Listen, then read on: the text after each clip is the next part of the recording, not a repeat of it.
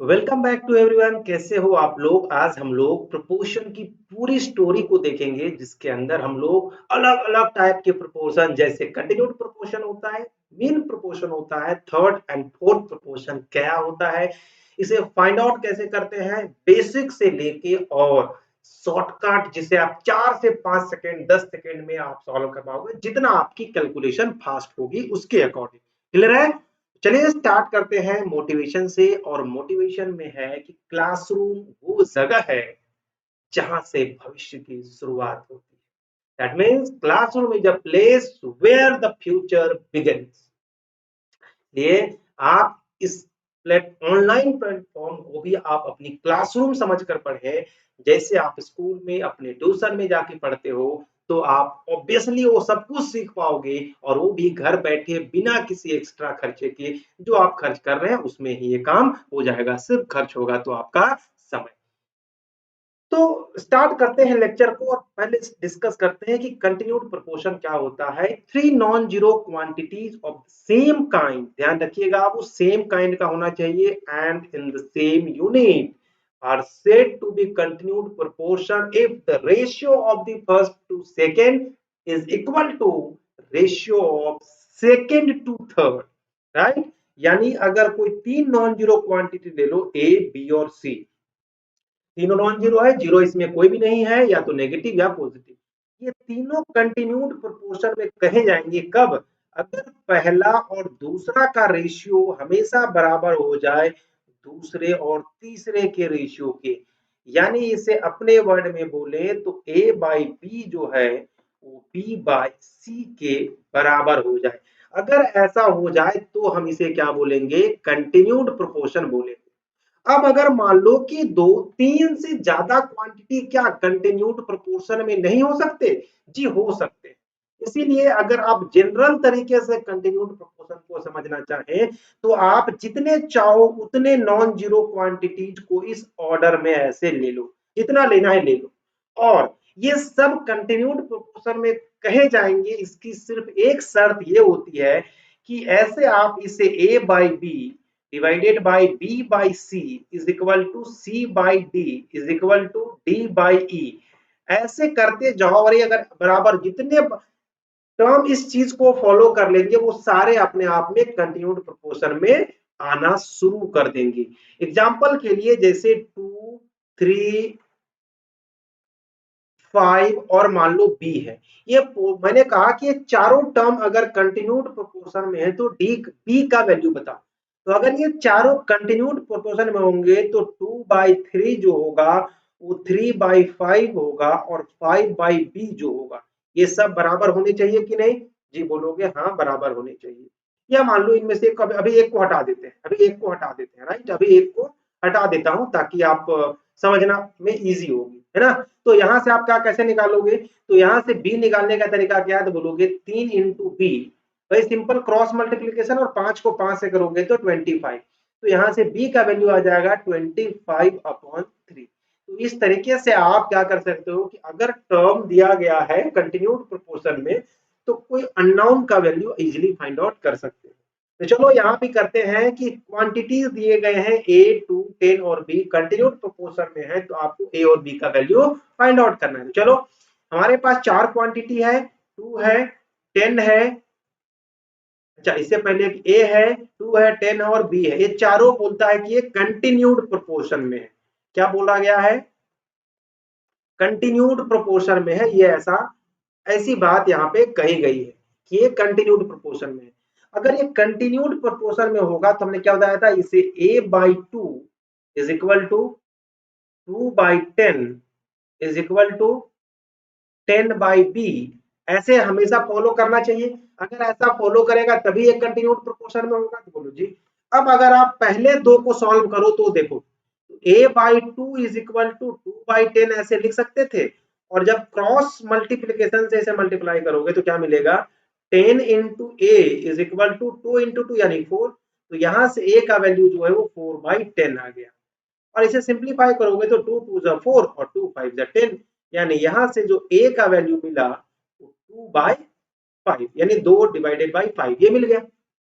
Same अगर आप यहां ध्यान से देखो दूसरे में कि अगर आप दूसरा और तीसरा को लो, इन दोनों को सॉल्व करो तो 10/b, अब इसे क्रॉस मल्टीप्लाई कर दो तो 2 को 20 से करोगे तो 2b और 10 को 10 से करोगे तो 100।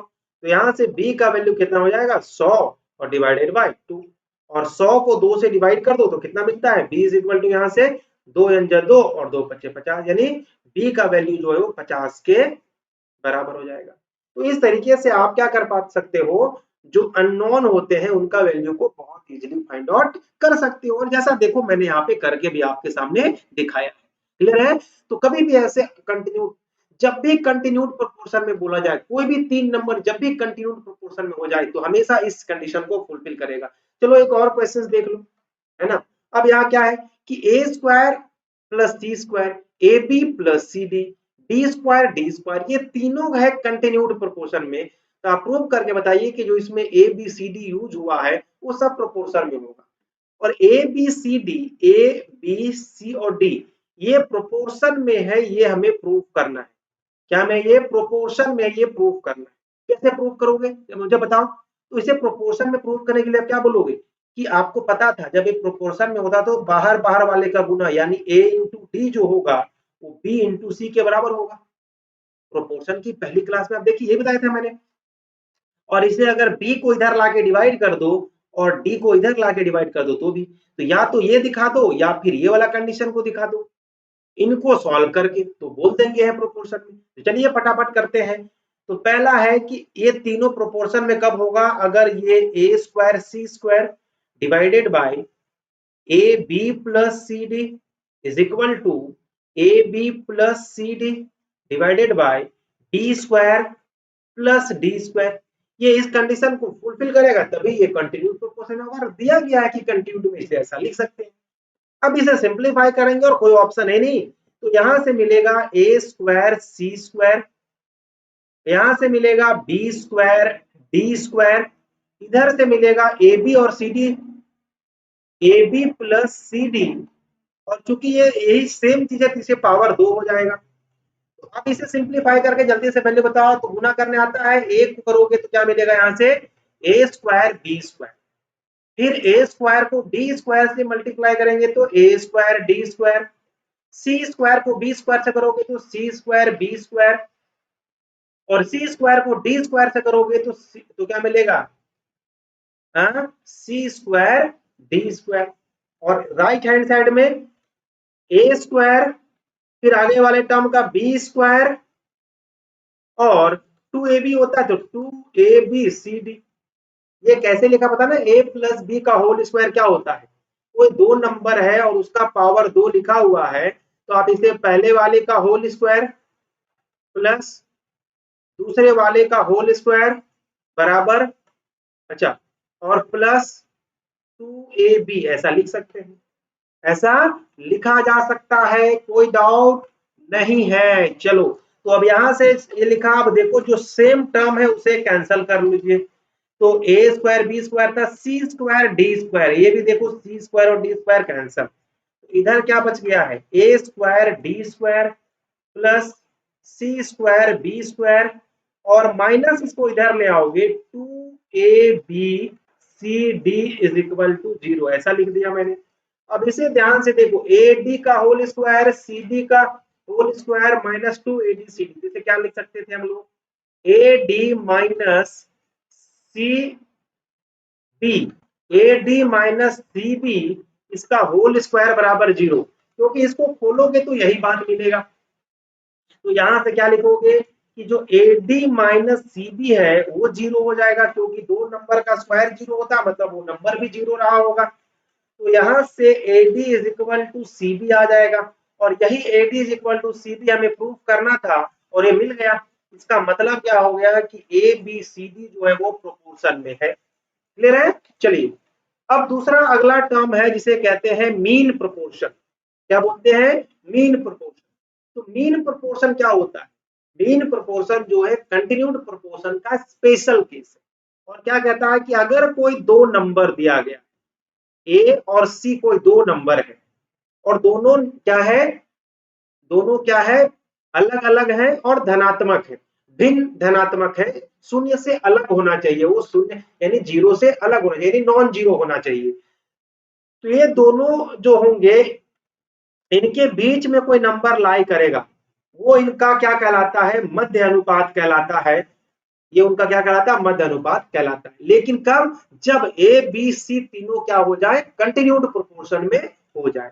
ठीक है, अगर A B C continued proportion में है तो जो बी होता है वो ए और सी का क्या कहलाता है, मीन प्रोपोर्शन कहलाता है। तो इस बी का वैल्यू कैसे निकालेंगे, है ना, प्रॉब्लम है कि how to find B, B को कैसे निकालें।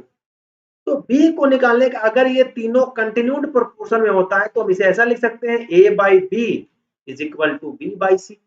अब यहां से बी निकालने का तरीका क्रॉस मल्टीप्लीकेशन, तो इधर बोलोगे बी स्क्वायर और इधर ए इंटू सी हो जाएगा। यानी बी निकालने का क्या तरीका है, बी निकालने का तरीका है कि ए और सी को गुना कर दो और उसका रूट निकाल दो।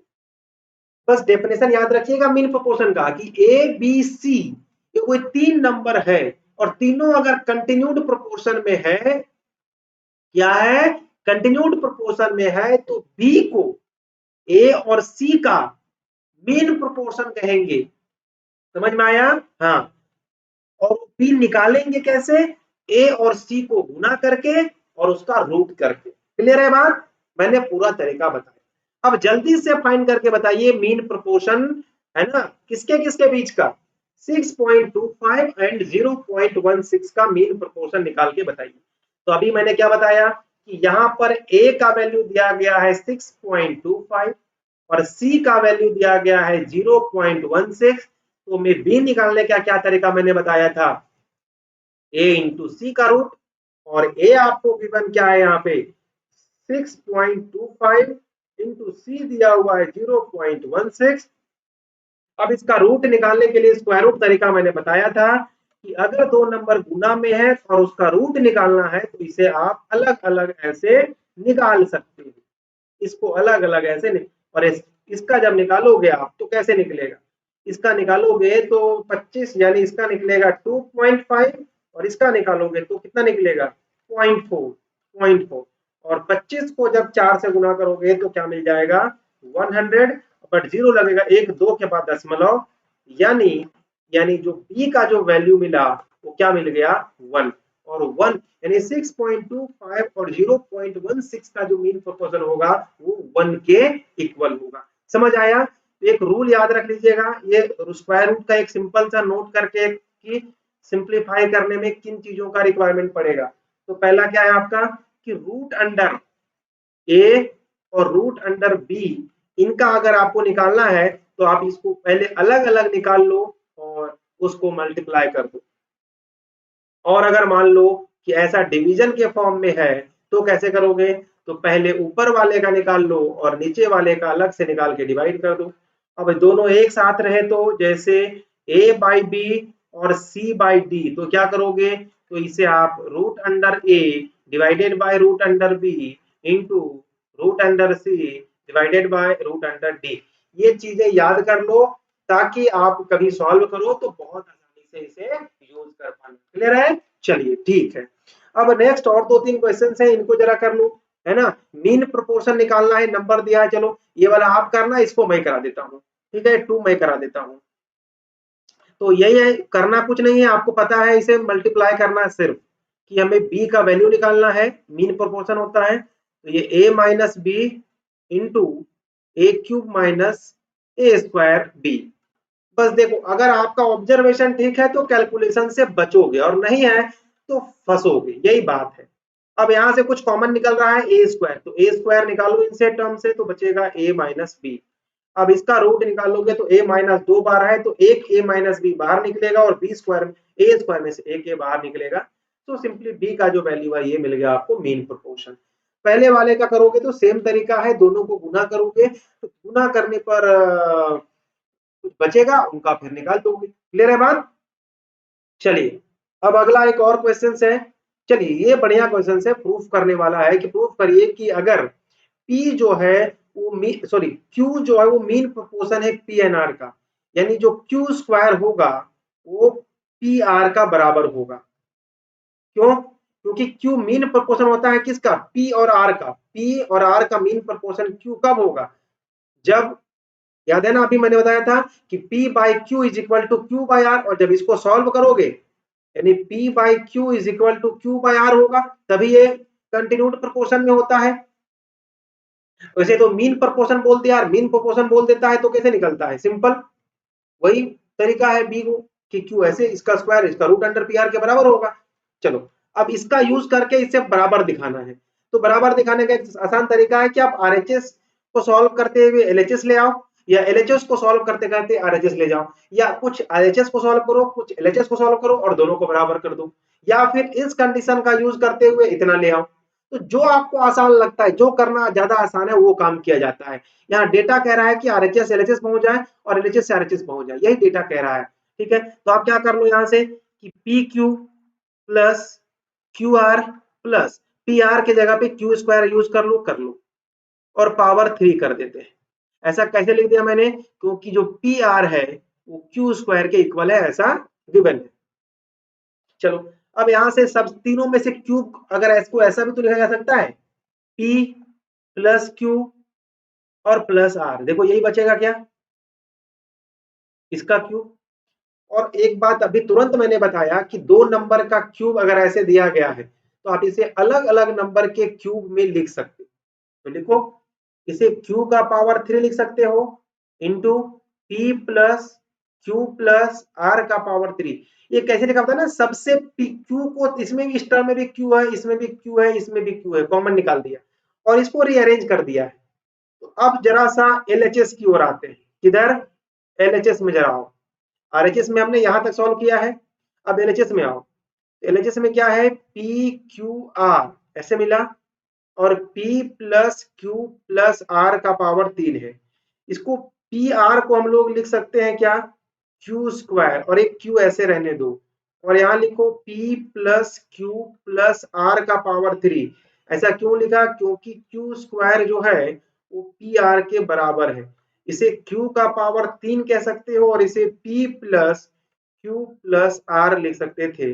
और देख लो अब यहाँ क्या मिल गया, एलएचएस जो है वो आरएचएस के बराबर हो गया। इसका मतलब ये बात प्रूफ हो गया और हमने सिर्फ इस कंडीशन का यूज किया। और क्यों इस कंडीशन का यूज किया, क्योंकि ये गिवन था कि पी क्यू आर तीनों जो है में जो क्यू है वो मीन प्रोपोर्शन था, इस वजह से। क्लियर है बात। एक और आता है थर्ड प्रोपोर्शन, ये क्या होता है जरा सीख लो कि इसी तरीके थर्ड प्रोपोर्शन जो होता है, कोई दो नंबर अगर मान लो ए और बी है तो सी थर्ड प्रोपोर्शन में होता है। सी को क्या बोलते हैं, थर्ड प्रोपोर्शन। सी को ही हम लोग बोलेंगे, ये जो सी है ना ये होता है थर्ड प्रोपोर्शन, याद रखिएगा क्या ये थर्ड प्रोपोर्शन, क्या ये था। लेकिन थर्ड प्रोपोर्शन तब होगा जब ये तीनों कंटिन्यूड हो, ये तीनों क्या हो, कंटिन्यूड हो, तभी सी थर्ड प्रोपोर्शन होगा। और जैसे ही, लेकिन बात है कि अगर कंटिन्यूड है तो इसे ए बाई बी और बी बाई सी लिखना होगा। तो सी का वैल्यू कैसे निकलेगा, तो बी स्क्वायर माइनस ए। सी को निकालने के लिए आपको क्या करना पड़ेगा, बी स्क्वायर अपॉन ए, ये करना डायरेक्ट याद। जैसे मैंने क्या बताया था, जैसे मैंने मीन में क्या बताया था कि दो नंबर होता था ए और सी, तो मीन हमेशा बीच में लाई करता है, इसलिए बीच वाले को हम मीन बोलते थे। और ये बाकी फिर कंटिन्यू प्रोपोर्शन से B square is equal to AC हो जाता था। यहाँ पर भी वही था कि B square is equal to AC आएगा, लेकिन निकालना था हमको किसको, थर्ड प्रोपोर्शन को, और थर्ड प्रोपोर्शन सी होता है, इसीलिए सी का वैल्यू निकाला। ये दोनों एक ही रिजल्ट है, दोनों रिजल्ट एक ही है, क्योंकि एक में बी को बोलते हैं मीन प्रोपोर्शन और इसमें सी को बोलते हैं थर्ड प्रोपोर्शन, ए को बोलते हैं फर्स्ट प्रोपोर्शन। समझ आ रहा बात जी, बिल्कुल। अब जरा एक दो क्वेश्चंस कर लो, ज्यादा समझ में आएगा। तो थर्ड प्रोपोर्शन निकालना है आपको 1.2 और 1.8 का। तो अगर आप फॉर्मूला याद करके रखे होंगे तो बहुत इजीली हो जाएगा, है ना। हमने क्या था, सी जो होता था वो थर्ड प्रोपोर्शन होता था और ये कैसे निकलता था, सेकंड वाले नंबर का स्क्वायर में से फर्स्ट वाले को डिवाइड कर देते थे। तो सेकंड वाला है 1.8 का स्क्वायर और डिवाइड कर दोगे 1.2 से। तो 1.8 का स्क्वायर कितना होता है, 18 का स्क्वायर 324, 324 और दशमलव 2 डिजिट के बाद लगेगा और यहाँ हो जाएगा 12। और आपको पता है जब ऊपर से दशमलव हटाएंगे तो नीचे 2 जीरो और इसको हटाएंगे तो 1 0, तो 1 0 से 1 0 कट गया, और 4 से काट रहे होगे तो 4 तिया 12 30, और 4 से 4 अट्ठे 32 और 4 एकम 4, 3 से काटोगे तो 10 बार में, और 3 से काटोगे तो 3 दूना 6 और 3 नवा 27, 3 सते 21, या और 10 कटेगा तो 1 यहाँ लग जाएगा, 0 खत्म हो जाएगा। यानी जो सी का वैल्यू निकला वो कितना निकला, 2.7, 2.7, कुछ नहीं काम, सिंपल सिंपल तरीका। और अगर आपको डिटेल में करना है तो ये तरीका लगाओ। अगर मान लो थर्ड प्रोपोर्शन निकालना है तो 2 नंबर तो दिया गया है, और तीसरा नंबर होता है, यही होता है, यानी एक्स बोलो या सी बोलो, यही थर्ड प्रोपोर्शन होता है। और हमने बताया था ये तीनों जैसे ही ये बात लिखोगे तीनों कंटिन्यूड प्रोपोर्शन में भी होना चाहिए। तो कंटिन्यूड में होगा तो क्या बोलोगे कि 1/0.2 अपॉन 1.8 और 1.8 अपॉन सी, यहाँ से क्रॉस करके सी निकाल लो। ये डिटेल मेथड हो गया और ये शॉर्टकट मेथड हो गया। क्लियर है? चलिए, अब सेम है थर्ड प्रोपोर्शन यहाँ निकालना है आपको, same third proportion find out करना है। पता नहीं अब कर पाओगे नहीं, ट्राई करोगे कि एक आध में करा दूं? चलो ठीक है, पहला करा दूं या दूसरा? चलो आप लोगों को वेरिएबल याद है, इसमें करा देता हूं। तो आपको क्या करना होगा, A square minus B square और divided by A minus B, इसी से निकलता है थर्ड प्रोपोर्शन। सेकंड वाले का स्क्वायर, ये अभी बताया था ना, क्या बताया था कि जो सेकंड टर्म में जो होता है, ये पहला इसको ए मान लो और इसको बी मान लो, तो जिस सेकंड में होता है उसका स्क्वायर करना रहता है और डिवाइड करना होता है पहले वाले से। देखो वही कर दिया मैंने। अब इसका लेकिन स्क्वायर करोगे तो पावर 2 रखना होगा। चलो अब इसे देखो, या तो तरीका है कि इसका होल स्क्वायर में ब्रेक करो, फिर फैक्टर करना पड़ेगा, तो फैक्टर मल्टीप्लाई करके उसे कॉम्प्लेक्स बनाना नहीं चाहेंगे क्योंकि फिर से फैक्टर करना पड़ता है। तो इसे ए स्क्वायर माइनस बी स्क्वायर ऐसे लिख दूं, 2 बार ए स्क्वायर माइनस बी स्क्वायर ऐसा लिख दूं, और ए माइनस बी। ये जस्ट कि आप कितना क्वेश्चन किए हो, यहां से आप ए माइनस बी और ए प्लस बी ऐसे लिख सकते हो। और ए स्क्वायर माइनस बी स्क्वायर ऐसा मैंने क्यों लिखा, आप सब जानते हो या नहीं जानते हो? तो बोलोगे जानता हूं। क्यों? क्योंकि क्योंकि ए स्क्वायर माइनस बी स्क्वायर एक आइडेंटिटी होता है ना। ए स्क्वायर माइनस बी स्क्वायर एक आइडेंटिटी होता है, जिसका मतलब होता है एक बार दोनों का डिफरेंस लेना है और एक बार दोनों का सम लेके प्रोडक्ट करोगे तो ये हमेशा बराबर होता है। ये तीसरी आइडेंटिटी मैंने बताई थी, तकरार आइडेंटिटी, है ना जी। तो यहां से सिंपल अगर आपने निकाल लिया सी, तो थर्ड प्रोपोर्शन का वैल्यू ये मिलेगा। ठीक है, कोई दिक्कत इसमें नहीं है। ये जो क्वेश्चन है ना, ये बहुत इंपॉर्टेंट है, इसमें दो दो कंसेप्ट एक साथ है। कहता है कि 6 जो है वो मीन प्रोपोर्शन है एक्स और वाई का, यानी एक्स और वाई का मीन प्रोपोर्शन क्या बोला गया है, 6। यानी इन दोनों को गुना करके रूट कर दोगे तो वो 6 के बराबर होगा। जी बिल्कुल। और दूसरा दूसरा क्या बोला है कि 48 जो है थर्ड प्रोपोर्शन है एक्स वाई का, यानी वाई स्क्वायर को एक्स से डिवाइड कर दोगे तो 48 आ जाएगा। क्योंकि थर्ड प्रोपोर्शन निकाल ए और बी का थर्ड प्रोपोर्शन कैसे निकालते, बोलोगे ना कि बी स्क्वायर जो आता है ना उसमें से ए को डिवाइड करते, इसी से थर्ड प्रोपोर्शन निकलता था। तो वही है, दूसरे वाले वाई है, वाई स्क्वायर का ये कर दोगे। अब यहाँ से एक्स वाई का, तो यहाँ से स्क्वायरिंग कर दोगे तो एक्स वाई का मान जो है वो आ जाएगा 36। तो यहाँ से अगर आप कभी एक्स निकालना चाहते हो तो 36 अपॉन वाई, और इसका वैल्यू इसमें पुट कर दो, इसको 1 लिख लो, और इसको क्या लिख दोगे कि Y square divided by 36 divided by Y is equal to 48। कैसे किया मैंने इसको, तो यूजिंग 1 को यूज करके यहाँ वैल्यू पुट कर दिया, तो ऊपर चला जाएगा ये, तो क्या हो जाएगा y का पावर 3 और नीचे हो जाएगा 36 और नीचे करोगे तो आ जाएगा 48। तो यहाँ सिंपल हमारा काम अब एक ही चीज बच गया है कि अब इसे सिंप्लीफाई करना। तो क्रॉस मल्टीप्लाई करोगे तो ये मिलेगा इधर से y क्यूब और इधर 36 इंटू 48, 36 इंटू 48, तो क्या मिलेगा बताओ। तो y का वैल्यू निकालना होगा तो यहाँ क्यूब रूट फाइंड आउट करना है आपको, और ये 36 इंटू 48 ऐसे होगा। और 36 को हम लोग क्या बोल सकते हैं बताओ जरा, 6 इंटू 6, और इसको बोल सकते हैं 6 इंटू 8। तो ये 3 6 में से एक 6 बाहर निकल जाएगा और 8 जो है उसे 2 बाहर निकल जाएगा, यानी जो y का वैल्यू निकला वो निकल गया 12। और 1 से फ्रॉम 1 x का मान कितना हो जाएगा 36 अपॉन वाई, यानी 12 और बराबर 3। तो x 3 मिल गया और y 12 मिल गया। ठीक है, बहुत बार एक क्वेश्चन पूछा जाता है और है बहुत आसान, दोनों कंसेप्ट को मिला के और सिंपल दो इक्वेशन है उनको सॉल्व कर। चलो एक और है फोर्थ प्रोपोर्शन क्या होता है, यानी चतुर्थ अनुपात क्या होता है, इसको भी एक बार देखते हैं। 3 नंबर है ए, बी और सी, तीनों अलग अलग है बट एक ही प्रकार का है और सेम यूनिट है इनका।